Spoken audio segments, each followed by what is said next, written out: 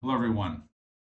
Many of you are familiar with GEMP, which is the software that powers both the Lord of the Rings trading card game and Star Wars CCG for online play.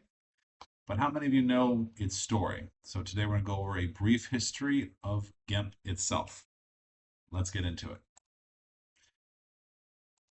So we'll talk about how GEMP got its name, early creation, talk about the development of Lord of the Rings trading card game GEMP and its development, talk about Star Wars CCG GEMP and its development, as well as some other GEMP implementation attempts. So, history. So, Marcin Sienski, Marcin S., wanted to build a game engine to enable online play for Magic the Gathering. That's his GitHub logo. However, there was already some online software that allowed online play for Magic the Gathering called Apprentice.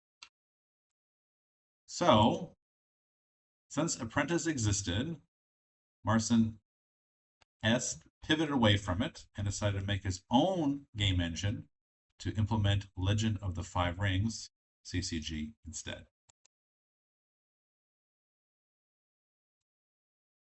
He named the new engine GEMP, which is short for Genpuku in Legend of the Five Rings, which refers to the coming of age ceremony for when a samurai enters adulthood. And that's a picture of the Genpuku card. Now, GEMP itself is a play on the apprentice name because samurai start as apprentices, and then when they come of age, via Genpuku to become an adult. However, for whatever reason, Marcin S. quickly pivoted away from developing GEMP for Legend of the Five Rings CCG, and he opted to develop GEMP for the Lord of the Rings TCG instead. August 9th, 2011, Marcin S. posted a proposal in the Lord of the Rings wiki forums about an idea to create a Lord of the Rings CCG game client. Be web-based via browser and HTML only. No downloads, free, playable on computer, tablets, etc. And here's a screenshot of the post he did long ago. And what a great thing this was. So you can see the link there. So the first commit for GEMP Lord of the Rings was August 29th, 2011. And there's a screenshot of it. You can see it there. First public beta for GEMP Lord of the Rings was September 17th, 2011. That was the address it used, genpuku.com/GEMP Lord of the Rings. And here's a post of him announcing it. And there's the link, you can see it. Now later on, TBSD, he wanted to help Lord of the Rings GEMP with some more formats, and he announced this on December 27, 2012, the post. And you can see the link there. Hobbiton Lad himself wanted to help Lord of the Rings GEMP with its second edition cards, which expanded with the Shadows expansion. Somewhat controversial, but it really revamped the game. But this is kind of some of the help he did. So a lot of helpers. He's one of the people that did. And then the Players Council for Lord of the Rings TCG was established in June 2020. And then they transitioned to the new servers in 2021. And so if you go to the site, they kind of give this kind of snippet that, in the middle of COVID lockdown, June 2020, they established themselves as the Players Council for Lord of the Rings TCG.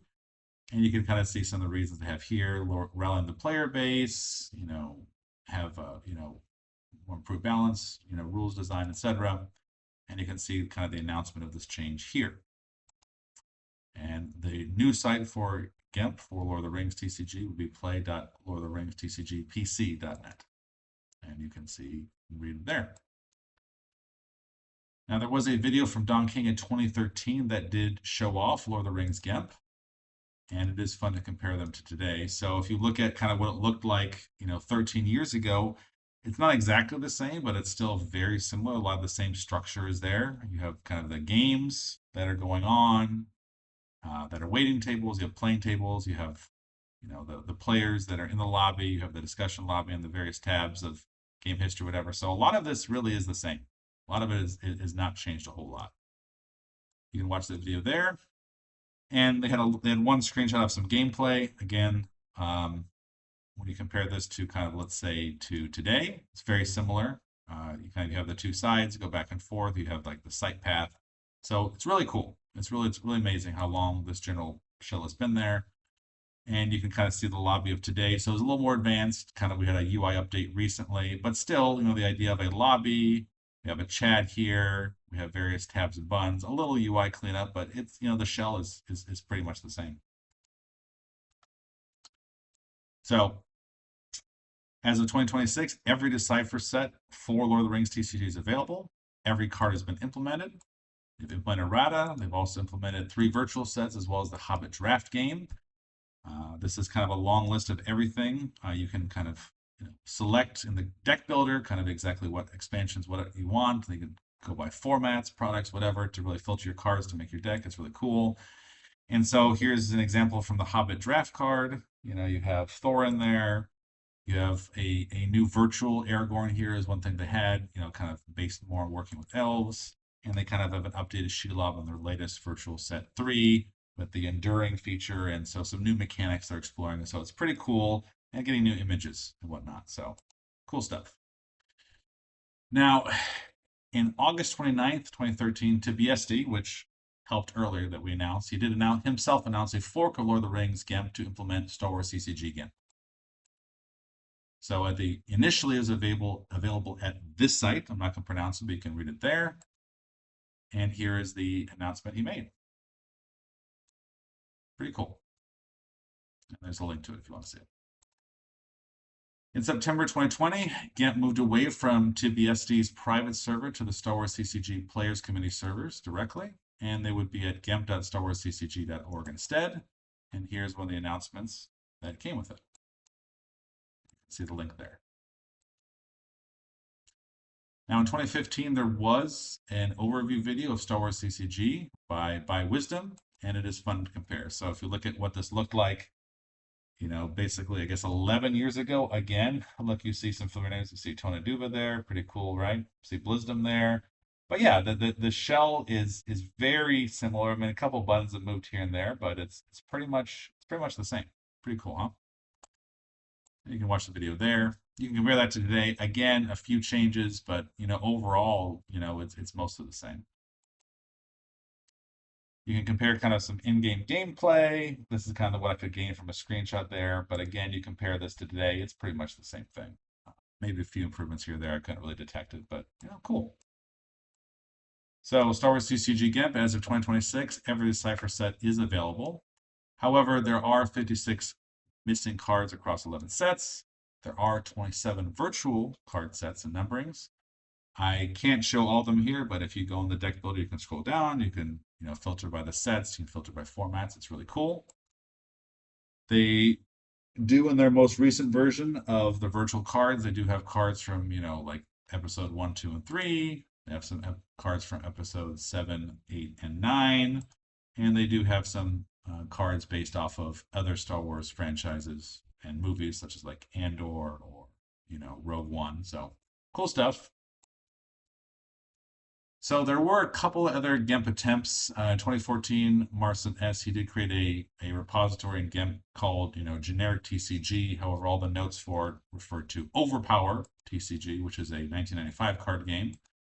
However, it is a shell. There's no real functionality. It's just just some generic items here. It doesn't really work by itself.